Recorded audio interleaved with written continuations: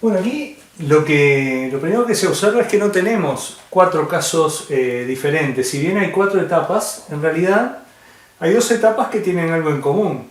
En la etapa 1 y en la etapa 3 ocurre una variación de temperatura y un delta T. Y hay otras dos que también tienen algo en común. La temperatura permanece constante durante el intercambio de calor. Quiere decir que vamos a tener que resolver la manera de calcular intercambios térmicos cuando aumenta la temperatura o disminuye, o sea, sería lo mismo si la temperatura estuviera disminuyendo, y cuando ocurren cambios de fase. Vamos a ver qué pasa cuando el calor, Q, está asociado o produce una variación de temperatura. ¿Cómo se calcula el calor cuando ese calor produce un cambio de temperatura y no produce ningún otro efecto? O sea, se entiende que estamos suponiendo casos puros. O sea, el calor suministrado solo produjo un cambio en la temperatura del sistema. No produjo trabajo de expansión-compresión, no produjo cambio de fase. Si todo hubiera ocurrido al mismo tiempo sería muchísimo más complicado. Cuando Q produce un delta T, cuando Q produce un cambio de temperatura, ese calor intercambiado se puede calcular utilizando una fórmula muy conocida. Q es igual a masa por el calor específico por el delta T. Y acá aparecen algunos términos que no necesariamente están dominados, incluso probablemente no estén conocidos. A ver si lo podemos explicar sin dedicar mucho tiempo, sin detenernos demasiado en esto. Es sabido que si yo quiero elevar la temperatura de un cuerpo, el calor que le tengo que dar a ese cuerpo para elevar su temperatura dependerá de la masa. O sea que la masa y el calor son directamente proporcionales. A mayor masa, mayor calor. Una bolsa de agua caliente que tenga el doble de agua que otra va a ceder más calor durante la noche a la persona que usa bolsa de agua caliente que la que tiene menos. Bueno, el calor intercambiado es proporcional a la masa del sistema. Si yo quiero hervir 1 litro de agua, voy a tener que gastar, partiendo de la misma temperatura y llevándolo a 100 grados Celsius, ¿no? Temperatura de ebullición normal, voy a tener que gastar la mitad de la energía que si quiero hervir 2 litros de agua, ¿sí? Porque la masa y el volumen están asociados. 1 litro de agua es aproximadamente 1 kilogramo, 2 litros de agua son 2 kilogramos. Quiere decir que le voy a tener que dar el doble de energía para producir el mismo cambio de la temperatura. Quiere decir que Q y la masa son directamente proporcionales. Por otra parte, Q y delta T también tienen la misma relación. Si yo tengo agua a 20 grados Celsius y la quiero llevar a 100 grados Celsius, no es lo mismo que si la quiero llevar de 20 a 50 grados Celsius. O sea, el calor que voy a tener que suministrarle para llevarla de 20 a 50 va a ser menor que el que voy a tener que suministrarla para llevarla de 20 a 100. ¿Sí? O sea, la variación de temperatura que pretendo producir en el sistema va a estar en relación directa con el calor que tengo que suministrarle o que tengo que quitarle si estoy enfriando. ¿Sí? Quiere decir que Q es directamente proporcional a la masa y Q es directamente proporcional a la variación de temperatura. Bueno, resulta que si una magnitud es proporcional a otras dos, es proporcional al producto de las dos. O sea que es bastante razonable que Q sea igual al producto, sea proporcional, al producto de la masa por delta T. Pero acá no ven el símbolo de proporcionalidad, acá ven el símbolo de igualdad. Bueno, porque si hay una relación de proporcionalidad entre Q y el producto de masa por delta T, debe haber una constante de proporcionalidad que me permita convertir esa relación de proporcionalidad en una igualdad. Bueno, esa constante de proporcionalidad resulta que depende del material. Y no solo depende del material, depende del estado de agregación del material. O sea, no es lo mismo, no vale lo mismo para el agua que para el etanol, que para el hierro, pero tampoco vale lo mismo para el agua sólida que para el agua líquida, que para el agua gaseosa. Esa constante, que no es tan constante porque depende de la sustancia y depende del estado de agregación del material en cuestión, se conoce con el nombre de calor específico y es lo que representamos aquí como C sub E. C sub E es el calor específico.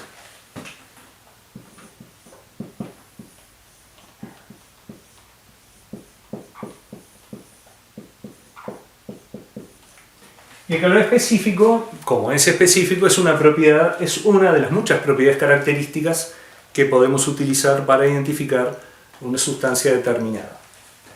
Si trabajamos como se trabaja habitualmente en unidades de masa, generalmente se utiliza el gramo, puede aparecer el kilogramo, pero es muy común, por ejemplo, en la tabla periódica, generalmente los calores específicos toman como unidad de masa el gramo, utilizan la masa en gramos, y el delta T lo tomamos en grados Celsius o grados Kelvin, porque la escala Celsius y la escala Kelvin son centígradas las dos, por lo tanto el delta T va a tener el mismo valor, lo expresemos en grados Celsius o en grados Kelvin, ¿sí?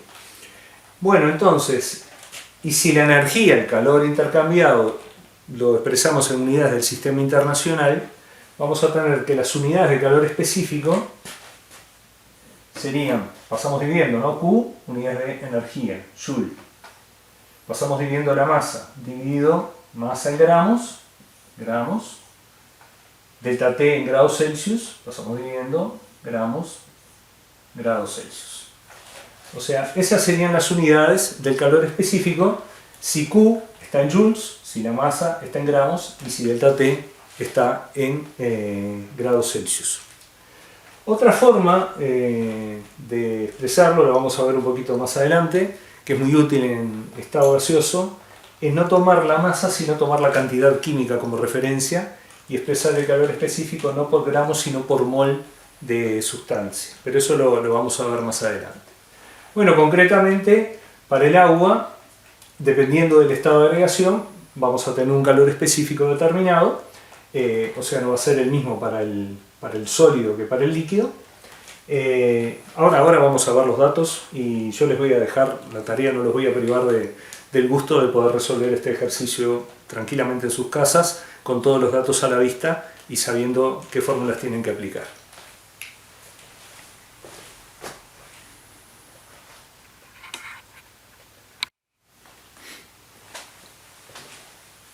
Bueno, esto que acabamos de ver vale solo para los tramos 1 y 3, porque es en los tramos 1 y 3 que hay una variación de temperatura. Quiere decir que esta fórmula, en este caso, la vamos a aplicar exclusivamente para, vamos a ponerlo acá, para los tramos 1 y 3 de nuestra curva de calentamiento. Ahora, ¿qué pasa en los tramos 2 y 4? En los tramos 2 y 4 lo que tenemos es un cambio de fase. O sea que en 2 y 4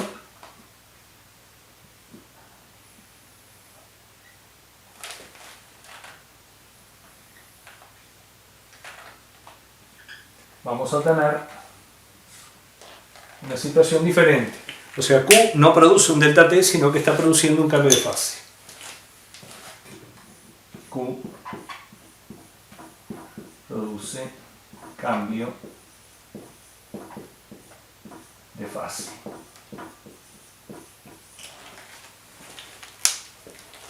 Los cambios de fase, en este caso, son la fusión y la vaporización. Bueno, el calor específico acá lo definimos como una constante que surge de la relación de proporcionalidad que hay entre el calor, la masa y la variación de temperatura. Definirlo puede ayudar, si bien uno generalmente no anda en ciencia repitiendo definiciones de memoria, pero puede servir para visualizar la diferencia entre un proceso y otro. Se define el calor específico, en este caso por gramo, vamos a definirlo de la manera que lo tenemos escrito, con las unidades que lo tenemos escrito, como la cantidad de energía, en este caso cantidad de energía en forma de calor, que se le debe suministrar, cantidad de energía, ¿no? Joules, cantidad de energía que se le debe suministrar a un gramo de un material determinado, si es una sustancia pura, como en el caso del agua, a un gramo de una sustancia pura, para elevar su temperatura en 1 grado Celsius.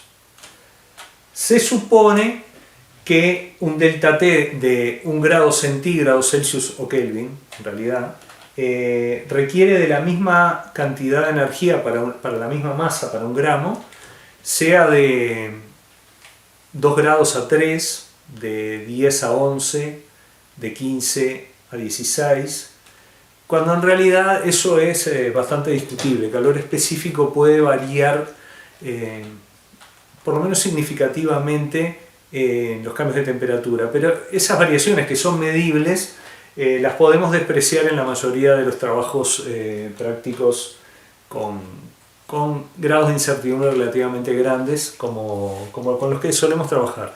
Incluso a escala técnica e industrial se pueden despreciar esas variaciones.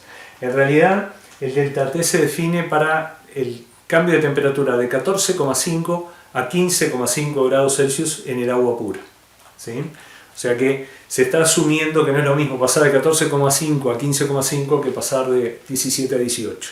Pero para nosotros va a ser uniforme, o sea, por cada aumento de un grado se va a necesitar para un gramo de sustancia la misma cantidad de energía independientemente de dónde localicemos el delta T. Bueno, el calor específico es la cantidad de energía que se debe suministrar a una masa para elevar su temperatura. O sea, quiere decir que el calor específico primero siempre es positivo, porque para elevar su temperatura voy a tener que suministrarle calor, va a ser calor absorbido. O sea, el signo del calor específico siempre es positivo, no existen calores específicos negativos, ¿sí? O sea que yo le doy calor y el sistema, sin hacer absolutamente ninguna otra cosa, le di calor, el sistema no lo dejé hacer nada, no lo dejé realizar trabajo, cambiar de fase, nada, y el sistema no aumenta su temperatura sino disminuye. Eso no ocurre. Entonces, el calor específico es el calor suministrado para elevar la temperatura. En los cambios de fase no hay cambio de temperatura, por lo tanto el calor específico desaparece como valor importante. O sea, en el cambio de fase de sólido a líquido, el sólido tiene su calor específico, el líquido tiene el suyo, uno se está transformando en otro, pero en la medida que no hay cambio de temperatura no me interesan sus calores específicos. Yo voy a tener que encontrar alguna manera de calcular el calor independiente de ese calor específico porque no está ocurriendo un delta T. Así que vamos a ver cómo se calcula el calor en las etapas. Yo acá puse 1 y 4 y son las etapas 2 y 4. O sea, 1 y 3, aumento de temperatura, 2 y 4, la temperatura permanece constante. ¿Sí? Bueno, la manera más simple es plantear la fórmula. El calor intercambiado para un cambio de fase va a ser proporcional a la masa. No lo voy a poner como proporcional, voy a asumir que ustedes me están entendiendo. El calor intercambiado va a ser proporcional a la masa. No es lo mismo fundir 15 gramos de hielo que fundir 10 kilos de hielo, ¿no? No es lo mismo evaporar 1 litro de agua que evaporar 250 mililitros de agua, ¿sí? El calor que le tengo que dar a 1 litro va a ser 4 veces más que el que le tengo que suministrar a 250 mililitros, que es un cuarto de litro. Quiere decir que el calor es proporcional a la masa. Pero ahora no hay relación de proporcionalidad con delta T porque no hay delta T. Bueno, hay una magnitud que está vinculada, que viene a ser la constante de proporcionalidad en este caso, que me permite usar este signo de igualdad, que se conoce con el nombre de calor latente del cambio. Calor latente de fusión, si está pasando de sólido a líquido, calor latente de vaporización, si está pasando de líquido a gas o de líquido a vapor. Ese calor latente se representa de muchas maneras, pero a mí me gusta utilizar una notación un poco más formal. Muchas veces aparece con la L mayúscula. Si ven L mayúscula tantos kilojoules por gramo, se está refiriendo al calor latente.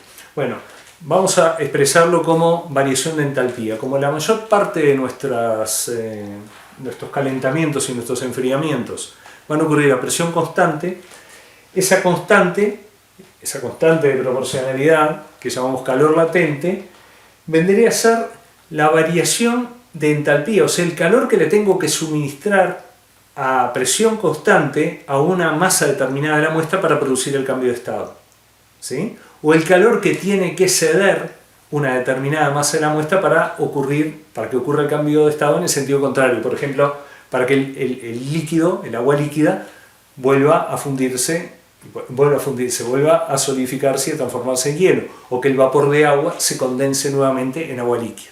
¿sí? Entonces lo vamos a representar como variación de entalpía. Vamos a ponerle delta H. Acuérdense que la variación de entalpía es numéricamente igual al calor intercambiado a presión constante por un sistema. Bueno, el delta H, ¿qué delta H? Bueno, el delta H es el cambio. Acá vamos a poner cambio. El cambio dependerá del proceso que estemos estudiando. Esta palabra cambio podrá ser fusión, podrá ser vaporización, podrá ser condensación. Dependiendo del cambio, vamos a poner acá una palabrita que haga referencia a que ese calor latente, esa variación de entalpía, tiene que ver con un cambio en particular y no con otro. Recuadremos esta gráfica, esta fórmula. Y de nuevo, si el calor lo medimos en unidades de energía del sistema internacional, en joules, la masa la medimos en gramos, evidentemente si paso dividiendo la masa me queda joule dividido gramo, joule barra gramo, joule por gramo. El delta H del cambio, el calor latente, va a tener como unidades joule sobre gramo.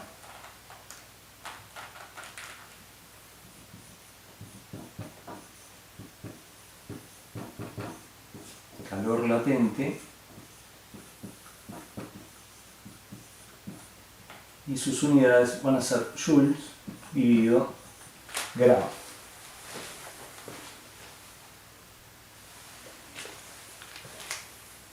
Vieron que desaparecieron los grados Celsius, ¿sí?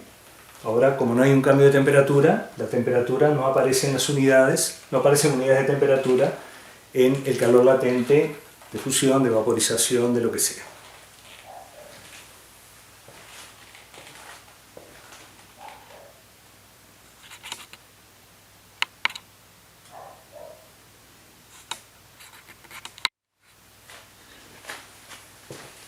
Bueno, y para terminar con nuestro ejemplo, para sacarle el mayor jugo posible, les dejo una pequeña tarea.